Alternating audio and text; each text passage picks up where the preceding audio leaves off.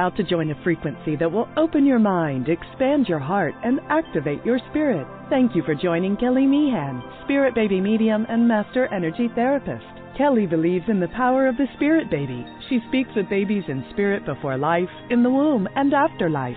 She supports, teaches, and guides others to tune into the intuitive and mystical parts of life for greater wisdom. Join her in meeting your soul baby and build your connection and relationship with deep love and trust. Welcome to Spirit Baby Radio with your host, Spirit Baby Medium, Kelly.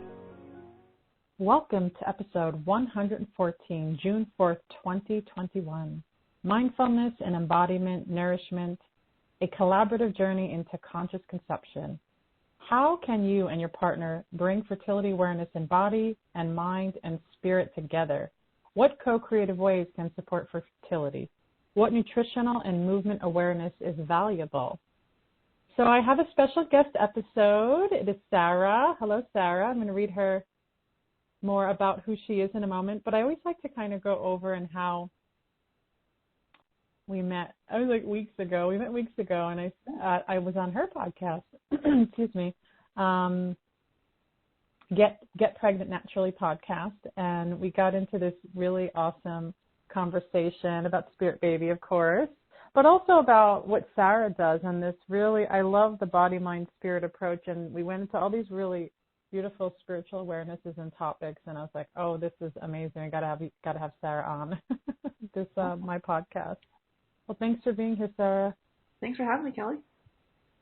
So Sarah, okay, I'm going to read about Sarah. When Sarah Clark was 20 years old, she received a diagnosis of premature ovarian failure. She accepted the diagnosis and had both her children through in vitro fertilization. Years later, she realized the root cause of her infertility was a food sensitivity and later a gut infection. She's a certified life coach with accreditation from the International Coaches Federation and a health coach with training from the Institute of Integrative Nutrition. She's the author of Fabulously Fertile, Supercharge Your Fertility Naturally. Her fertility coaching program, which includes functional lab testing, supports couples to make diet and lifestyle changes that dramatically improve the chances of a healthy pregnancy and baby. On her Get Pregnant Naturally podcast, she shares that with functional medicine and natural fertility solutions, we can eventually reverse infertility. I love that. I love that last line of reverse infertility. I'm like, yes. So, yes, I'd love to hear more about what you do and how that, I know you have a podcast, you have a blog, you have a team for your Fab Fertile method. But I want to hear, you know me, I like to go into, I love the grounded stuff, but I want to hear the spiritual energy that you weave into this fertility journey for others as well. Yeah, we take a mind, body, spirit approach to this because a lot of people that come to us, similar to with my diagnosis, they may have been told, either that donor eggs are your only option, or maybe they were a poor responder with IVF. Maybe they were told they only have, like a 2% chance of assisted reproductive therapy working. So they come in a very kind of frustrated, angry, grief. Typically, they could have been spending, tens of thousands of dollars on failed IVFs and sort of find the functional medicine approach. And obviously we have access to functional lab testing. So we're looking at food and stool and hormone testing and hair testing, and we're developing that and looking at your blood chemistry, developing that targeted diet and lifestyle plan.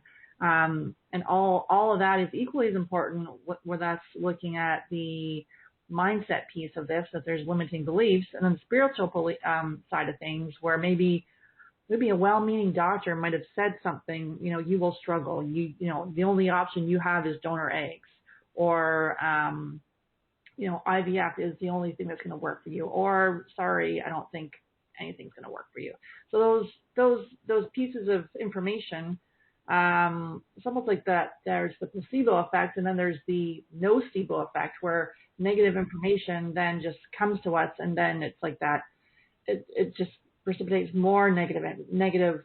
We think of negative outcomes. And so even though, we've helped people get pregnant naturally with these diagnoses that we're told in conventional medicine that it wouldn't work, we've helped them get pregnant naturally, or if they do go to the clinic, getting pregnant with their own eggs. And so, but women and couples struggle because that information gets implanted in their subconscious and they can't seem to see a way out of it. And then sometimes there's like self-sabotage that comes along with that, where like, I'm just going to give up because there's no hope anyways. So that's why we really believe in the mind, body, spirit, really addressing the biochemical stressors, looking at the mindset, limiting beliefs and thoughts you may have there. And then the spiritual side of it, like the hope and the energy and trusting your intuition. Yeah. What you're saying, even about, how sometimes some medical doctors, practitioners can be very, maybe they can't figure the person out, right? And they're looking at maybe one approach. I always feel like it's probably like a one approach look. Like, this is what I do with all my clients. And you probably hear this too. I mean, I hear people, especially many women, that come and they feel challenged. Like, the doctor says this and it's like, it's hopeless. But then I see these women have babies. Right. And then you have to go, wait a second. And, a lot of them do have to kind of put up a fight, It's like you have to ground into where you're instinctual, or I like the word intuitive as kind of together. It's like, where is this part of you? Who are you on this deeper level inside? And how can you then make those choices to look at all these physical, emotional, and spiritual pieces and come into that creative energy of conception, whether it's naturally or whether it's through assistance. And I know, and maybe I don't know about like what your people are coming in for, but I see a lot of women with intervention, or they've had way too much intervention, and they're trying to I want to say repair and heal the many tears of trauma, I'll call it. And that's just me being gentle, because I feel like when we say the word trauma, it terrifies people. Mm-hmm. But there's trauma, small and big, and it's like to rebuild that. Do you see a lot of that kind of couples and individuals? Oh yeah, most people that come to us, they've been trying naturally for at least 2 years, or they've had at least one failed IUI or IVF. So they're frustrated. They have experienced. They would identify it as trauma, like with not all people, right? But I'd say that a high percentage of people. Yeah. And I'm typically working with a type A busy professional. A lot of people in the healthcare field, they're typically more left-brained, logical people. So when we talk about the spiritual side for them, it may not be kind of like foreign. So what is that? But it's important to. I forgot your original question. Well, just the intervention versus the natural, yeah. Mm-hmm. Yeah, and so it's like to be able to for them to know there's another way, that it just because that didn't work, that's strong arming the system. And with medication and drugs and a lot of up and down every month when it's not working. I've had people come to us who've done like 15 IVFs in a row. Wow. And we looked at, from a functional standpoint, looked at their testing, and there's like obvious healing opportunities that have been missed. And so it's, to me, the fertility industry, that is like big business. It can be like a generalized approach where you're like, okay, this is what the stats say. We won't take you on because we don't want to then, make our stats worse, potentially. Yeah, right. Yeah, and it's just, I think it just, with trauma, that just every month, and people are going in, they haven't even addressed all the underlying issues. And, there's a percentage of it that does work, and they're selling packages. There's like 6 cycles of IVF as a package. Oh, wow. So each month and then, you take a break and you go back in again. And I'm like, but then the person may have an autoimmune disease. The person, there could be all sorts of other issues. We see themes of thyroid imbalance, blood sugar imbalance, like a lot of biochemical stuff, as well as like we're talking today with the spiritual side of things, where deep down they're like, I just don't know if it'll work. Yeah. And it's true. You bring up so many, important things. And this is why I started doing a lot of the medical intuitive stuff in the reproductive energies, because I was like, I saw that piece. That's my science piece. And I'm going, wait a second. But I'm also looking how that physical and emotional are definitely connected, of course, to the nervous system, because if there's high levels of like stress, which autoimmune would be that, which to me, autoimmune, I go into foundational traumas, and I mean, that's a whole other conversation. Yeah. And then it's like working, how to still be able to conceive, because I've shared this before. I had a diagnosis of autoimmune disorder 20 years ago, and I had 2 healthy children. So it's not like, well, that's the end all be all. It's like this whole idea like, oh, you have maybe, people are working with so many different parts of their body that are maybe dysfunctional. And it's like, bringing it back to that natural best function. I always say, the most of an alignment, but it doesn't have to be perfect, And, even what you're saying, like the packages, it's like, oh my gosh, like, going through so much IVF with a lot of, especially if it's not the natural IVF, which I don't know if it's like common in where you are, but here it's not that common, but it's something that's offered into some medical communities, right? And it's it's when you're not doing all those hormones, and some people do really bad. I couldn't imagine going through so many rounds of IVF and having so much hormone stimulation, and how that starts to then create this whole cascade of other stuff. Then it's about bringing it back to balance, right, in those situations? Yeah, and impacting your relationship too, where you're injecting this and then the emotional side effects of the medication, and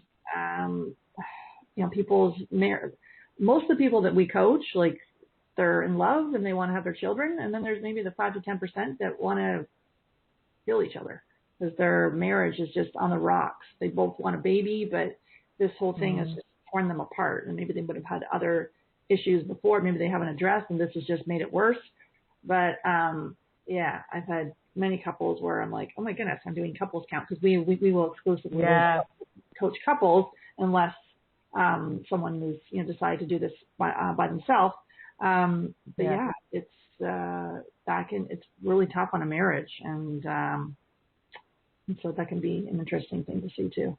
I love that you say that, because I want to talk about couples, right? Because a lot of fertility experts and people I've connected with throughout the years, there's such a one-sided, oh, let's look at the pregnant person, the woman, let's, and I've had someone ask me a long time ago, someone in the healing arts was like, do you think it's important to just work with the individual who's holding conception, or and I'm just going, wow. I go, everybody that's involved in this raising and rearing and connection with this child should be present. But I know we'll speak from the masculine, because I know there's so many different dynamics of relationship, but in the male and the female, connection, I know the male energy of consciousness has a different experience.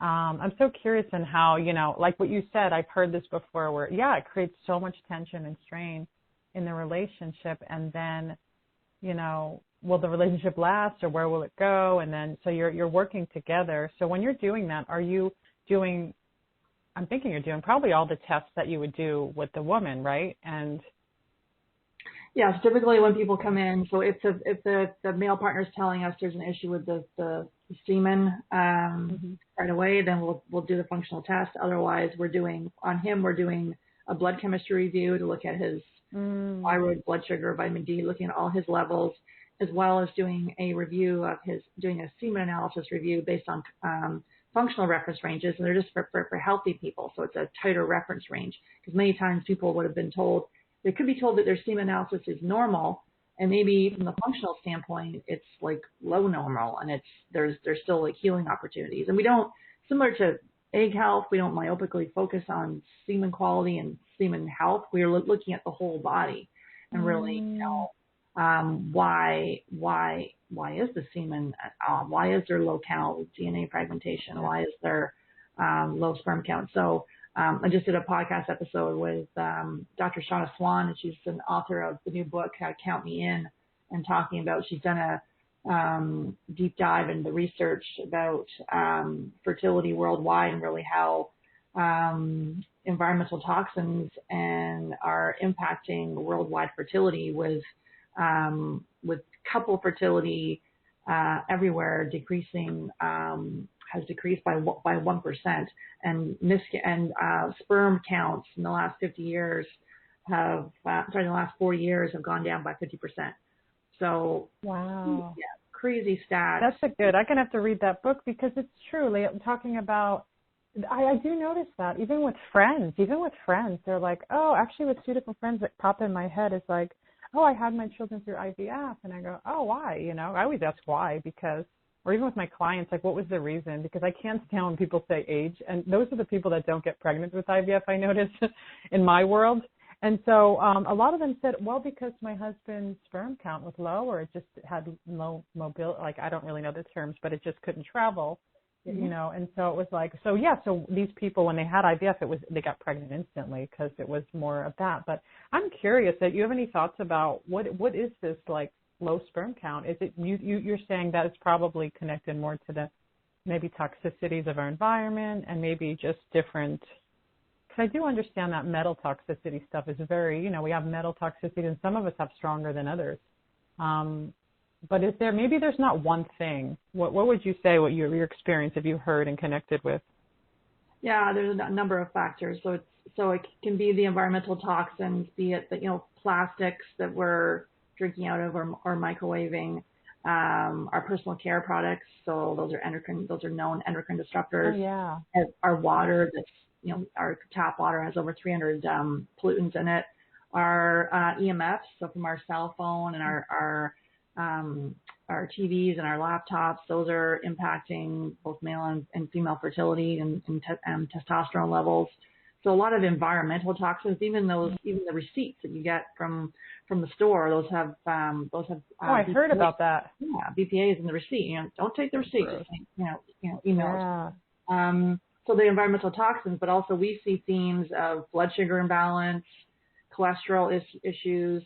We see thyroid imbalance. We see food sensitivities, a lot of food sensitivities for men and women, and also mental emotional stress too. Like with female factor fertility, there's a common thing where women may feel they're broken, or they may feel their femininity has been this is impacting their femininity, and the same for men with their masculinity. And they may not even coach many people where the woman has had extensive testing from a conventional standpoint. And I'm like, has anyone looked at his semen? Like, no one's even considered that maybe we should look at his semen analysis. First of all, he hasn't even done it.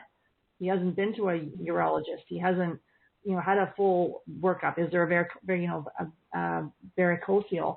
Is there, what's been missed from a structural standpoint? And no one's even looked at him, which is insane when, stats are showing that it's 50% male and 50% female. So that's why it's, imperative that we look at both partners. Yeah, no, I think that's incredible, because I know that when people that I work with more long term, I ask them if their husband, typically in a husband partnership, I'm like, would they see me? Sometimes most of them are pretty open with my long term, but I could tell, there's a certain way for me to tune into a male energy, or I should say having the conversation, because they're very much I know how males process, because I have 3 in my house. Mm-hmm. How it's not, like the feminine brain and the mind, and it's just so different. But it does feel like there's a lot of like blame or shame, or like I'm not doing it right. But a lot of times, it's that sperm piece. And I've seen even energetically the sperm with different people. And I've questioned it. I go, why is this coming up? And why is this energy coming up? Or why is the baby saying something? And it's not everybody, and I do get pushback, actually. But everything's fine. And I go, well, and now with the way that I'm doing my work and the way I'm deepening it, I go, nope, you're going to go question it. Yep. I don't care. You're going to go question it. Because I think we put so much, and I think the pandemic has taught us that there's so much worship into the medical industry, and it's, it makes a lot of money. Mm-hmm. And there's a lot of sneakiness and things that are coming out.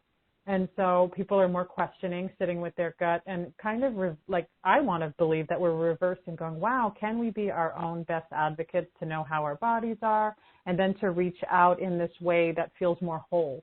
It's like you're talking about looking at the whole piece, not like just trying to go, okay, we're going to, get this going or force this, right? Because we hear stories, and I'm sure you have, where, someone comes to you and says, oh, well, I don't know, the embryo was fine, the uterus is fine, but it didn't work. And then you go, what's that about? Like physically, everything's okay, but then it's like the whole piece is like looking at all the pieces together. But And so, yeah, the sperm thing is just really makes me very curious because, again, coming back to that, there is a certain energy and vibration. And what is that being? And what is their connection to this conscious conception, to this journey of family creation? And, I don't feel like I don't see a lot. I think I want to see a lot more energy in that space, but then I know that the one who I said that holds the energy, that holds the physical growth and development, does actually do most of the work. I mean, that's just naturally given. That's just how it works. Like, there's no, but yeah. So,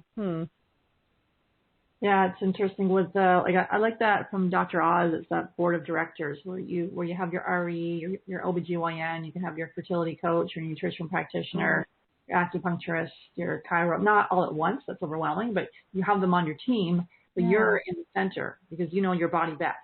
And a lot of times in this situation, you've been trying for, 6 months if you're over 35, under 35 a year, you get the testing, you go straight to the fertility clinic, and next thing you know, you're on a whole train with eyes that potentially aren't working, and then you're overdoing IVF, and then no one's even looked at the underlying cause of, well, why is this not working? And people worry that, oh my goodness, you're not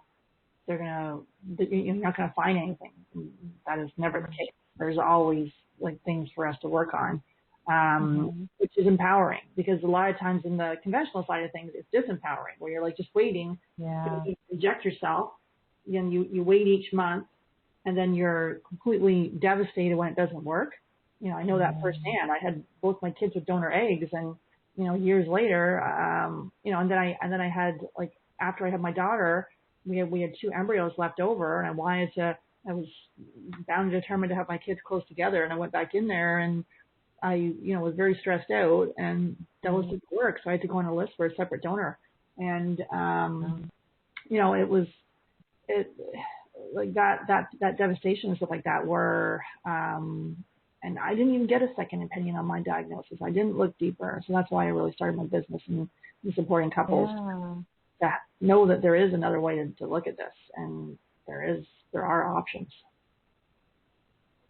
Yeah, it makes me, I think I may have shared, I don't know if I've shared this before on the podcast, but maybe I've shared it with clients is that, I don't do a lot of medical intervention. That's just me. I just listen and I go, well, if I need something, I need something. And it was 2 years ago, I decided to get blood work done. And I started having some inflammation and the doctor didn't really, you don't want to hear what he said. It was pretty negative. It was and I felt like I had a lot of weight on my body. And he was like, well, we could get you some, really, literally he was offering me diet pills. And I was like, yeah. And then I was like, I feel like, I've had this hip thing. And then he's like, oh, we'll get you physical therapy. And I'm like, oh, okay, whatever. And then he's like, oh, and then the blood work come back. And I never actually went in to have them read it because I read it and everything said it was okay. So I'm like, okay, but it had a low white blood cell or high or something, which I think is my normal. And so then I brought it to my chiro acupuncture and she put it into her blood program, which was amazing because it showed that, like you said, those little deficiencies that I know that the conventional that they wouldn't even care because it's not bad enough. Mm-hmm. And I was like, I can't wait till bad enough. I'm an empath. I feel things at a very immature space where it's maybe even hard to see if it's even in my body. But looking at that was really powerful because it made me realize, when I work out, my potassium, it made me that makes so much sense from that physical place. But then I was even, physical therapy I'm sure could be amazing. But I know for me, it was I needed the acupuncture. I need the emotional work, straight up. I'm going to just say it. I need the deep emotional work all the time, really going into different layers of my body of consciousness to then kind of unwind really so my body can find that balance. And so I know you said that earlier was I love that. It's bringing the results and looking at them from really a different set of eyes, maybe even than and then putting those pieces kind of together because this is where I feel like people suffer a lot, and then they're they don't know or something's off. And I'm sure, your own experience, I'm sure, really created that fuel and that connection to go, okay, wow, there's so much more happening and how to continue to provide that space for individuals, for couples, and that connection. Do you see, and I'm curious, do you see, and because I do, so I don't know if, I don't talk to a lot of fertility people, your area of like miscarriage or stillbirth, like would you say that's high or low?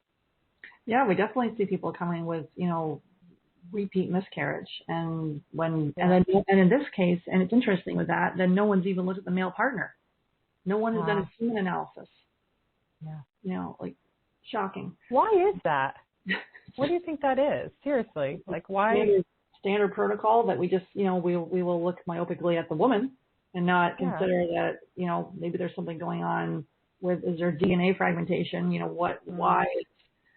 Why is that not working? So I was looking, to me, it's just the functional approach really is like that no stone left unturned, and we look at everything. Yeah. And the conventional standard is like, here's the protocols, and you glance down the blood work, everything looks normal, but those are for people with disease, and we're not comparing ourselves to that. We want to prevent that, as you were saying, and so that's frustrating too. People are like, everything's normal, everything was fine, there's nothing I can do.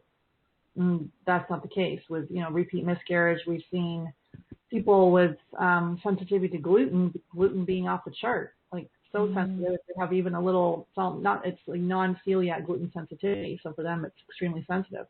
Or for the the male partner having gut infections, which then are impacting the quality of their sperm, or they're passing infections back and forth to each other.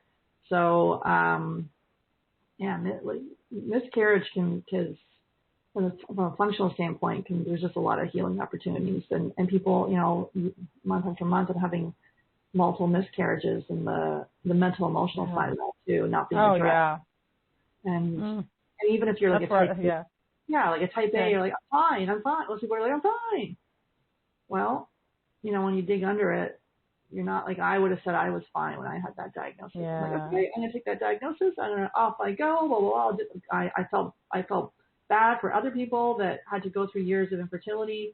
I was going to do the donor eggs, and it was going to be like I thought they had it harder than I did, and I didn't really. Wow. I think I was stressed out. Years later, I'm like, yeah, no. When you have TMJ and you can't even open your mouth, it's just so tense, then obviously I was under stress. And I think sometimes, depending on what kind of, like if you're that go and don't worry, I'm okay kind of person, but even on the inside, I wouldn't have said I was feeling anything. I was just like, okay. I was trying to over control the crap out of it, like planning it and controlling it, and like plan A, B, C, D, that piece, and sort of, always I'd have one thing go on, that I have a few other things in the working away in there. And so, like protecting myself if something didn't work, and, all of that can be,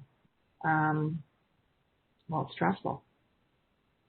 Yeah, this is really awesome the way you're sharing it, because I'm like feeling into this energy of like how when we look and kind of bring it into like the medical community a little bit, it's just going, something's wrong or something's off, which we hear like all the time. But this is again where I feel like we worship so much the medical community. Not so much now, right? Not so much now. Now there's like major self-explosive inquiry, we'll call it, which is freaking amazing, really.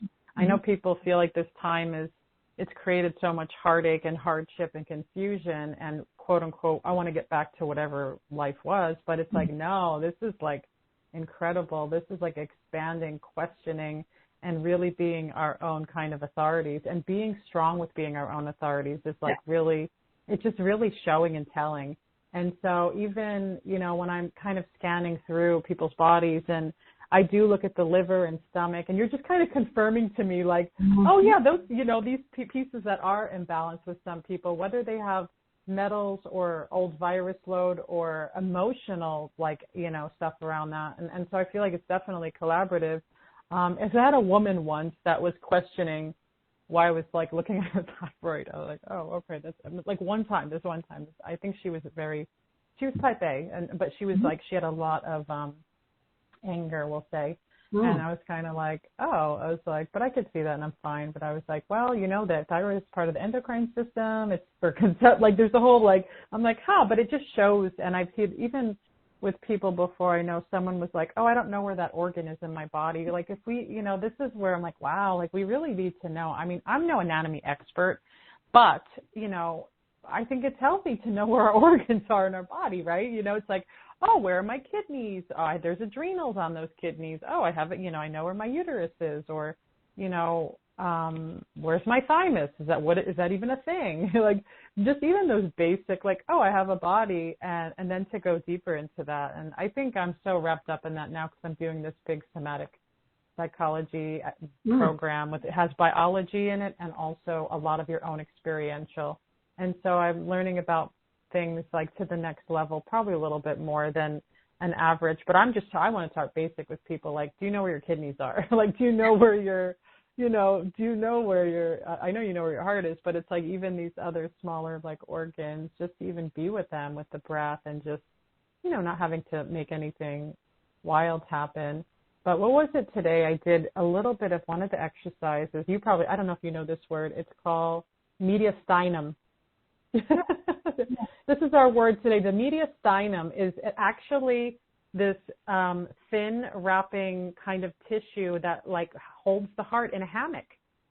And it works with the respiratory and diaphragm. And so there's this beautiful little hammock, what we call our heart space. It holds it.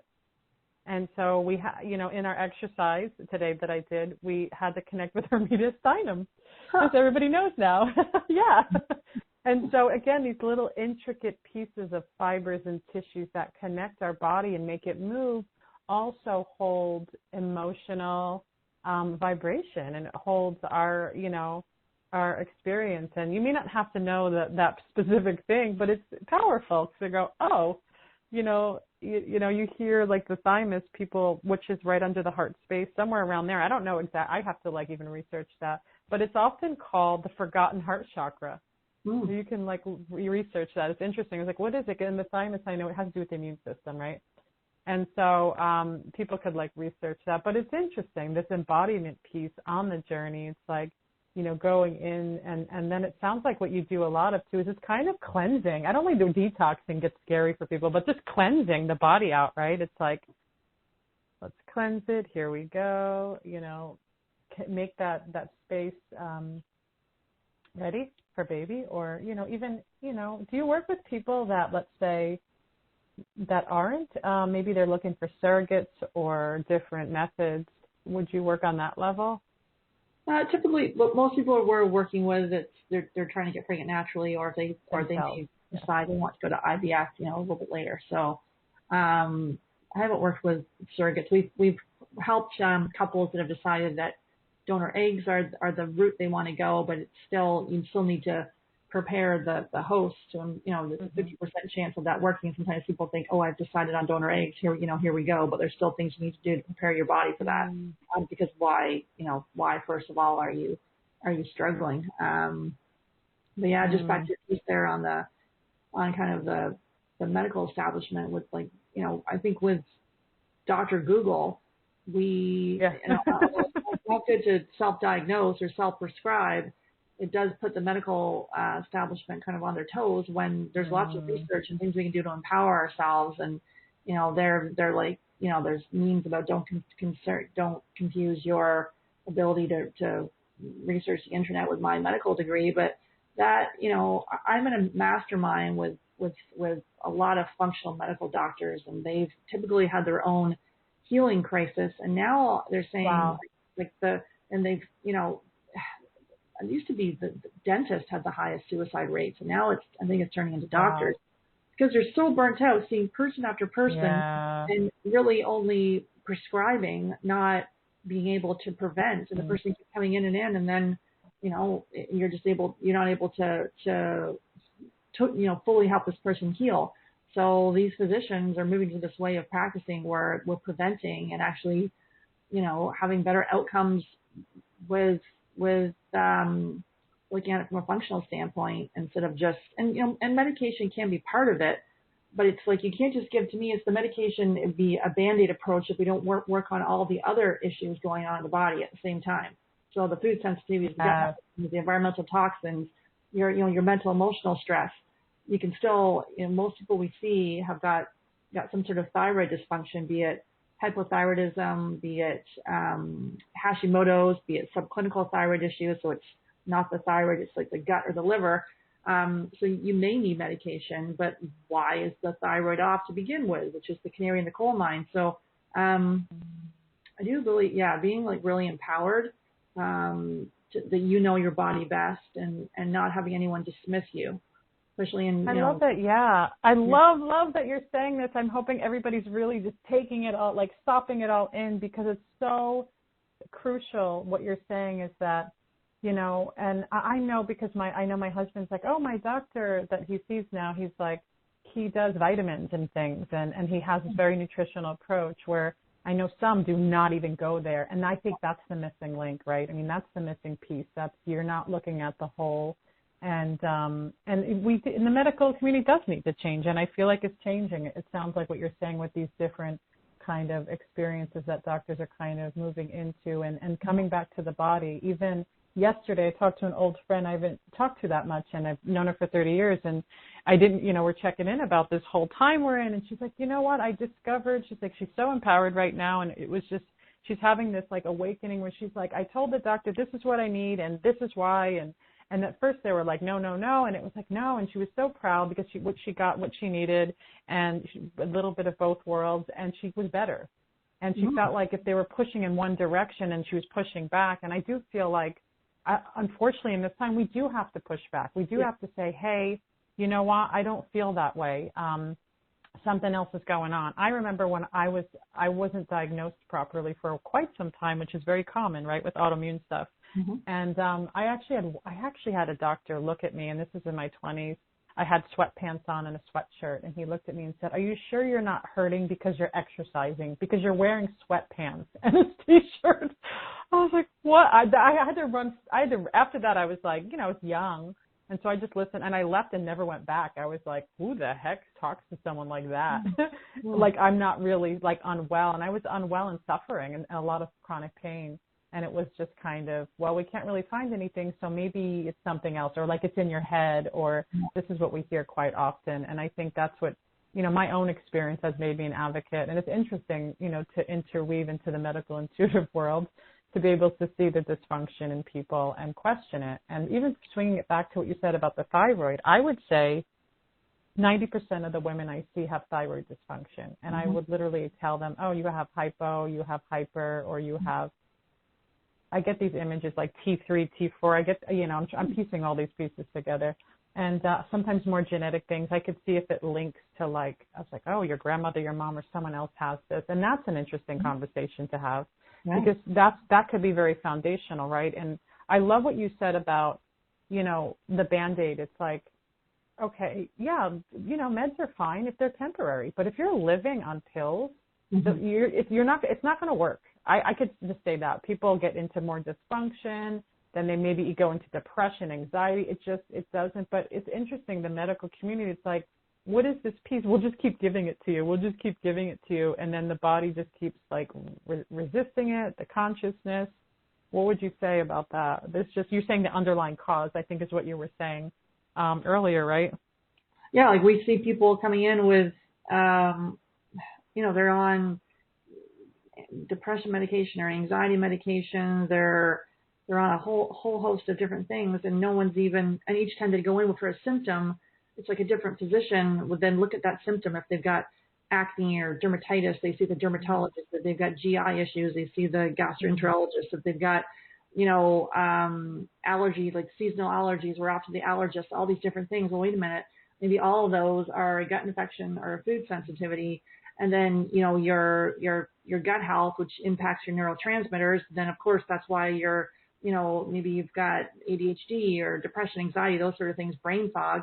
It's like all connected. So, yeah, it's just looking at the whole body and these different, that's why I tell my story, and I have like these different health issues that I have, not because I just like tell my story, but I want people to be like, oh wait, I had seasonal allergies too. I had recurrent bladder infections. I had yeast infections. I had toenail infections, all these different things. So people are like, oh, I just put the cream on the toe or the vagina or whatever the heck it is.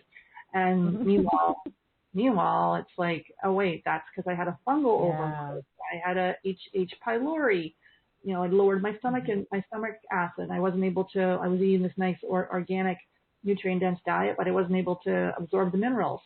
So those are things we see all the time. And then like I say, the chronic stress for me was at the root cause of this, and I would have said I wasn't stressed. So it's being able to, if you're working more than 10 hours a day and working out like crazy to the point of exhaustion, and you just keep pushing yourself and saying yes to everything. And I did a lot of that. Not the working out. I've never been a big workout person, but moderate exercise is my thing. But like a lot of the other stuff, I just had a lot of energy, so I said yes to everything. I was excited about everything, and then I'm like, and then the body's like, I don't think so. no more for you. Yeah. That's many people it's like stop. Yeah.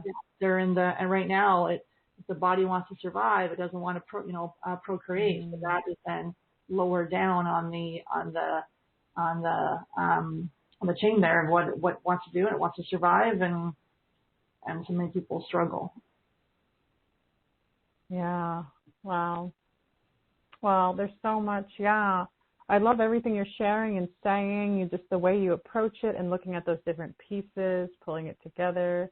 Of course, the ultimate is, bringing people in connection with their baby beings and creating their family in so many different levels and ways, so individually, so in such a, this is where I feel like it's the big piece is, where's the connection of that individual and how they get to kind of build in. I've seen such great success in that with people. And yet, we look for cookie cutters, or we look for, oh, they did it, maybe I could do it. But we know that this doesn't work that way, and that's okay. It's like, okay, how are you navigating, and to get that support and how that unfolds is really amazing. But I want to hear now, we're coming to the end, and just any ways people can connect with you, or if there's anything else you want to share, maybe even just talk about your podcast so people can know where to find that and get, connected with all the amazing information and connections you have with others. Yeah, so they can find me on Get Pregnant Naturally. It's on iTunes or Spotify. And I also have a fertility diet challenge. So it's a 5-day challenge with chef-prepared recipes. I'll dip your toe into the fertility diet with anti-inflammatory foods. So they're all like awesome foods to eat so it's for you and your partner. And you would go to fertilitydietfreebie.com, and you can download your recipes and start cooking. So awesome. I love that. And then, share us where your podcast, you could find that and all. Yeah, so you can find it, as they say, it's Get Pregnant Naturally. You can go to iTunes or Spotify, or you can go to my website and find it too at fabfertile.com. Awesome. Well, thank you so much, Sarah, for being here and sharing and all this goodness, and especially around the couples. I love that, because I don't get enough Spirit Baby Radio doesn't get a lot of couple conversations. That will be in the future. Yeah, more conversations around that. But thank you so much for being here. Thanks for having me, Kelly. It was great. Yeah. And thank you all for joining episode 114, Mindfulness, Embodied Nourishment, a collaborative journey into conscious conception. And as always, if you like my podcast, please subscribe, leave reviews. Thank you for joining. Please check out my book. It's a journal, Sacred Communication, a Spirit Baby journal. And as always, Spirit Baby Oracle cards, answers from Spirit Baby. This is Spirit Baby Radio. Thank you for joining Kelly in the energy of awareness, love, healing, and soul communication. Please join the next episode at www.soulbabycommunication.com.